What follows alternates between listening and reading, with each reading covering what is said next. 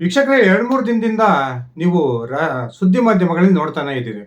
ದಾವಣಗೆರೆ ಜಿಲ್ಲೆಯ ಏಕೈಕ ಬಿಜೆಪಿಯ ಶಾಸಕ ಹರಿಹರದ ಬಿಪಿ ಹರೀಶ್ ದಾವಣಗೆರೆ ಜಿಲ್ಲಾ ಪೊಲೀಸ್ ವರಿಷ್ಠಾಧಿಕಾರಿ ಶ್ರೀಮತಿ ಉಮಾ ಪ್ರಶಾಂತ್ ವಿರುದ್ಧ ಒಂದು ಅವಹೇಳನಕಾರಿ ಪದವನ್ನು ಬಳಸಿದ್ರು. ಇದೀಗ ಬಿಪಿ ಹರೀಶ್ ವಿರುದ್ಧ ಸ್ವತಃ ಉಮಾ ಪ್ರಶಾಂತ್ ದಾವಣಗೆರೆಯ ಕೆಟಿಜಿ ನಗರದಲ್ಲಿ ಒಂದು ದೂರನ್ನ ಕೊಟ್ಟಿದ್ದಾರೆ. ಆ ದೂರಿನ ಹಿನ್ನೆಲೆಯಲ್ಲಿ ಬಿಪಿ ಹರೀಶ್ ಅವರ ವಿರುದ್ಧ ಇದೀಗ ಎಫ್ಐಆರ್ ಕೂಡ ದಾಖಲಾಗಿದ್ದು ಬಿಪಿ ಹರೀಶ್ ಬಂಧನದ ಭೀತಿಯನ್ನು ಎದುರಿಸ್ತಾ ಇದ್ದಾರೆ.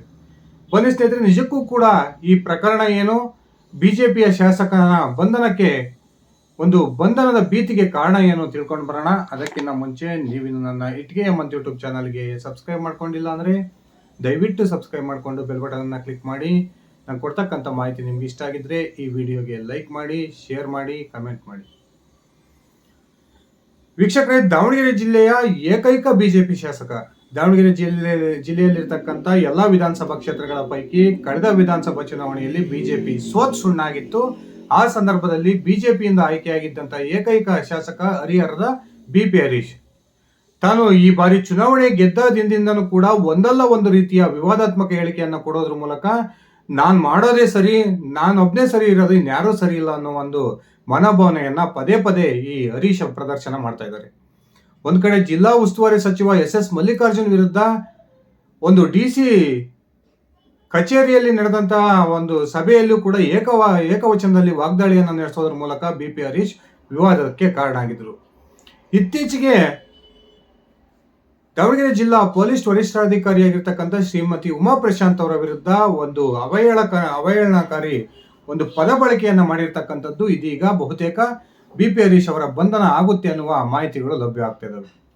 ಮೊನ್ನೆ ಬಿಪಿ ಹರೀಶ್ ದಾವಣಗೆರೆಯ ಒಂದು ಪತ್ರಿಕಾ ಗೋಷ್ಠಿಯಲ್ಲಿ ಒಂದು ಮಾತನ್ನು ಹೇಳ್ತಾರೆ. ಜಿಲ್ಲೆಯಲ್ಲಿರ್ತಕ್ಕಂಥ ಅಧಿಕಾರಿಗಳು ಜಿಲ್ಲಾ ಉಸ್ತುವಾರಿ ಸಚಿವರ ಅಣತಿಯಂತೆಯೇ ಕೆಲಸ ಮಾಡ್ತಾ ಇದ್ದಾರೆ. ನಾವೆಲ್ಲ ಅವರನ್ನ ಭೇಟಿಗೆ ಹೋದ್ರೆ ನಮಗೆ ಭೇಟಿಗೆ ಅವಕಾಶವನ್ನು ಕೊಡೋಲ್ಲ, ನಮ್ಮ ಫೋನ್ಗಳನ್ನು ಕೂಡ ಅಟೆಂಡ್ ಮಾಡಲ್ಲ ಅನ್ನುವ ಹೇಳಿಕೆಯನ್ನ ಕೊಡೋದ್ರ ಮೂಲಕ ಈಗ ಜಿಲ್ಲಾ ಮಟ್ಟದ ಅಧಿಕಾರಿಗಳ ವಿರುದ್ಧ ಒಂದು ದೊಡ್ಡ ಆರೋಪವನ್ನ ಮಾಡಿದರು. ಇದೇ ಸಂದರ್ಭದಲ್ಲಿ ಜಿಲ್ಲೆಯ ಪೊಲೀಸ್ ವರಿಷ್ಠಾಧಿಕಾರಿಯಾಗಿರ್ತಕ್ಕಂಥ ಶ್ರೀಮತಿ ಉಮಾ ಪ್ರಶಾಂತ್ ಒಂದು ರೀತಿ ಎಸ್ ಮಲ್ಲಿಕಾರ್ಜುನ್ ಅವರ ಮನೆಯನ್ನ ಕಾಯೋ ನಾಯಿ ರೀತಿ ವರ್ತನೆಯನ್ನ ಮಾಡ್ತಿದ್ದಾರೆ. ಎಸ್ ಮಲ್ಲಿಕಾರ್ಜುನ್ ಸಾಕಿರ್ತಕ್ಕಂಥ ಪೊಮರಿಯನ್ ನಾಯಿಯ ರೀತಿಯ ವರ್ತನೆಯನ್ನ ಉಮಾ ಪ್ರಶಾಂತ್ ಮಾಡ್ತಾ ಇದ್ದಾರೆ ಅನ್ನುವ ಮಾತನ್ನ ಹೇಳೋದ್ರ ಮೂಲಕ ತೀವ್ರ ವಿವಾದಕ್ಕೆ ಈ ಹರೀಶ್ ಕಾರಣ ಆಗಿದ್ರು. ಹರೀಶ್ ಯಾವಾಗ ಈ ರೀತಿಯ ಒಂದು ಆರೋಪವನ್ನ ಜಿಲ್ಲಾ ಪೊಲೀಸ್ ವರಿಷ್ಠಾಧಿಕಾರಿ ಮೇಲೆ ಮಾಡಿದ್ರು, ಅದಾದ ನಂತರ ಇಡೀ ಜಿಲ್ಲೆಯಾದ್ಯಂತ ಈ ಬಿಪಿ ಹರೀಶ್ ವಿರುದ್ಧ ಆಕ್ರೋಶ ವ್ಯಕ್ತವಾಗ್ತಾ ಇದೆ. ಅನೇಕ ಸಂಘಟನೆಗಳು ಬಿಪಿ ಹರೀಶ್ ಅವರನ್ನ ತಕ್ಷಣಕ್ಕೆ ಬಂಧನ ಮಾಡಬೇಕು ಅನ್ನುವ ಆಗ್ರಹವನ್ನು ಕೂಡ ಮಾಡಿ ಬೀದಿಗಿಳಿದಿದ್ದಾವೆ. ಆದರೆ ಈ ಕ್ಷಣಕ್ಕೂ ಕೂಡ ಬಿಪಿ ಹರೀಶ್ನ ಒಂದು ಬಂಧನ ಆಗದೆ ಇರತಕ್ಕಂಥದ್ದು ಅಚ್ಚರಿಗೆ ಕಾರಣ ಆಗಿದೆ. ಒಬ್ಬ ಮಹಿಳಾ ಅಧಿಕಾರಿ ಅನ್ನೋದನ್ನು ಕೂಡ ನೋಡದೆ ಬಿಪಿ ಹರೀಶ್ ಈ ರೀತಿಯ ಪದ ಬಳಕೆಯನ್ನ ಮಾಡಿರ್ತಕ್ಕಂಥದ್ದು ನಿಜಕ್ಕೂ ಕೂಡ ಅಕ್ಷಮ್ಯ ಅಪರಾಧ. ತಕ್ಷಣಕ್ಕೆ ಬಿಜೆಪಿ ನಾವು ಮಹಿಳೆಯರಿಗೆ ದೊಡ್ಡ ಗೌರವವನ್ನು ಕೊಡ್ತೀವಿ, ನಾವು ಮಹಿಳಾ ಸಬಲೀಕರಣಕ್ಕೆ ಸಾಕಷ್ಟು ಒಂದು ಕಾರ್ಯಕ್ರಮಗಳನ್ನು ಮಾಡ್ತೀವಿ ಅನ್ನುವ ಹೇಳಿಕೆಯನ್ನು ಕೊಡ್ತಕ್ಕಂಥ ಬಿಜೆಪಿ ಈ ಕ್ಷಣಕ್ಕೂ ಕೂಡ ತನ್ನದೇ ಪಕ್ಷದ ಶಾಸಕನ ವಿರುದ್ಧ ಒಂದು ಕ್ರಮವನ್ನು ಕೈಗೊಳ್ಳದೇ ಇರತಕ್ಕಂಥದ್ದು ನಿಜಕ್ಕೂ ಕೂಡ ಬಿಜೆಪಿ ಪಾಲಿಗೆ ದೊಡ್ಡ ನಾಚಿಕೆಗೇಡಿನ ಸಂಗತಿ ಅಂದರೆ ತಪ್ಪಾಗೋದಿಲ್ಲ. ಈಗಾಗಲೇ ಹರೀಶ್ ಅವರು ಹೇಗೆ ಈ ಮಹಿಳಾ ಅಧಿಕಾರಿ ವಿರುದ್ಧ ಅವ್ಯಾಚ್ಯ ಶಬ್ದವನ್ನ ಬಳಸಿದ್ರು, ಅದರ ವಿರುದ್ಧ ಉಮಾ ಪ್ರಶಾಂತ್ ಅವರು ಈಗಾಗಲೇ ಕೆಟಿಜಿ ನಗರ ಒಂದು ಠಾಣೆಯಲ್ಲಿ ಈ ಬಿಪಿ ಹರೀಶ್ ವಿರುದ್ಧ ದೂರನ್ನು ಕೂಡ ಕೊಟ್ಟಿದ್ದಾರೆ. ಆ ದೂರಿನ ಹಿನ್ನೆಲೆಯಲ್ಲಿ ಹರೀಶ್ ವಿರುದ್ಧ ಎಫ್ಐಆರ್ ಕೂಡ ದಾಖಲಾಗಿದೆ. ಈ ಎಫ್ಐಆರ್ ದಾಖಲಾದ ನಂತರ ಹರೀಶ್ ಅವರಿಗೆ ನೋಟಿಸ್ ಅನ್ನು ಸರ್ವ್ ಮಾಡೋದಕ್ಕೆ ಪೊಲೀಸರು ಹೋಗ್ತಾರೆ. ಆ ಸಂದರ್ಭದಲ್ಲಿ ಹರೀಶ್ ಅವ್ರ ಮನೆಯಲ್ಲಿ ಲಭ್ಯ ಆಗೋದಿಲ್ಲ. ಆ ಕಾರಣಕ್ಕೆ ಅವರ ಮನೆಯಲ್ಲಿರ್ತಕ್ಕಂಥ ಅವರ ಶ್ರೀಮತಿಯವರ ಕೈಗೆ ಇದೀಗ ಪೊಲೀಸ್ ನೋಟಿಸ್ ಅನ್ನು ಕೊಟ್ಟು ಬಂದಿದ್ದಾರೆ.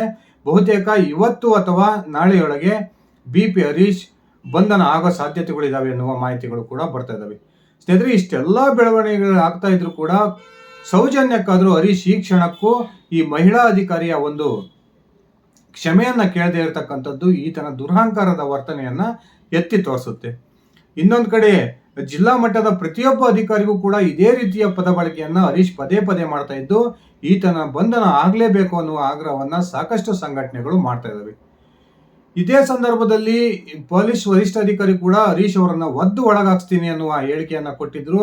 ಆದ್ರೆ ಆ ಪ್ರಕ್ರಿಯೆ ಇದುವರೆಗೂ ಕೂಡ ನಡೆದೇ ಇರತಕ್ಕಂಥದ್ದು ಈ ಪೊಲೀಸ್ ವರಿಷ್ಠಾಧಿಕಾರಿಯ ಮೇಲೆ ಯಾರ ಒತ್ತಡ ಇದೆ ಅನ್ನುವ ಪ್ರಶ್ನೆಯನ್ನ ಹುಟ್ಟುಹಾಕಿದೆ. ಒಂದ್ ಕಡೆ ಬಿಜೆಪಿಯ ಶಾಸಕನಾಗಿದ್ದರೂ ಕೂಡ ತಮ್ಮ ಪಕ್ಷದ ಶಿಸ್ತನ್ನ ಮರೆತು ಒಬ್ಬ ಮಹಿಳಾ ಅಧಿಕಾರಿಯ ವಿರುದ್ಧ ಈ ರೀತಿ ಅವ್ಯಾಚ್ಯ ಶಬ್ದವನ್ನ ಬಳಸಿರ್ತಕ್ಕಂಥದ್ದು ನಿಜಕ್ಕೂ ಕೂಡ ಬಿ.ಪಿ. ಹರೀಶ್ ಅವರ ಘನತೆಗೆ ಒಂದು ಶೋಭೆಯನ್ನ ತರೋಲ್ಲ ಅನ್ನುವ ಒಂದು ಚರ್ಚೆಗಳು ಕೂಡ ಈಗ ನಡೀತಾ ಇದಾವೆ.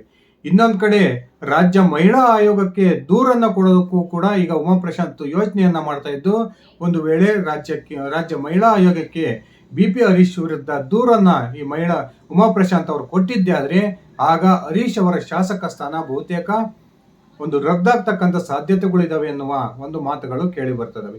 ಏನೋ ಮಾತಿನ ಮರದಲ್ಲಿ ಹರೀಶ್ ಒಂದು ಮಾತನ್ನು ಹೇಳಿದ್ರು ಅಂದ್ರೂ ಕೂಡ ಹರೀಶ್ ಈ ಕ್ಷಣಕ್ಕೂ ಈ ಮಾತಿನ ವಿರುದ್ಧ ಕ್ಷಮೆಯನ್ನ ಕೇಳದೆ ಇರತಕ್ಕಂಥದ್ದು ನಿಜಕ್ಕೂ ಕೂಡ ಅಚ್ಚರಿಗೆ ಕಾರಣ ಆಗಿದೆ. ಸ್ನೇಹಿತರೆ, ನಿಮ್ಮ ಅಭಿಪ್ರಾಯದ ಪ್ರಕಾರ ಈ ದುರಹಂಕಾರಿ ಶಾಸಕನ ಬಂಧನ ಆಗ್ಬೇಕಾ, ಆ ಮೂಲಕ ಬಿಜೆಪಿ ಈತನ ವಿರುದ್ಧ ಶಿಸ್ತು ಕ್ರಮವನ್ನು ಕೈಗೊಳ್ಳಬೇಕಾ? ದಯವಿಟ್ಟು ನಿಮ್ಮ ವೈಯಕ್ತಿಕ ಅಭಿಪ್ರಾಯವನ್ನು ಕಮೆಂಟ್ ಮಾಡಿ. ಇದಿಷ್ಟಾಗಿತ್ತು ನನ್ನ ಇವತ್ತಿನ ಈ ವಿಡಿಯೋ. ನಾನು ಕೊಟ್ಟಿರ್ತಕ್ಕಂಥ ಮಾಹಿತಿ ನಿಮ್ಗೆ ಇಷ್ಟ ಆಗಿದ್ರೆ ಈ ವಿಡಿಯೋಗೆ ಲೈಕ್ ಮಾಡಿ, ಶೇರ್ ಮಾಡಿ, ಕಮೆಂಟ್ ಮಾಡಿ. ಧನ್ಯವಾದಗಳು ಸ್ನೇಹಿತರೆ. ಶುಭ ದಿನ.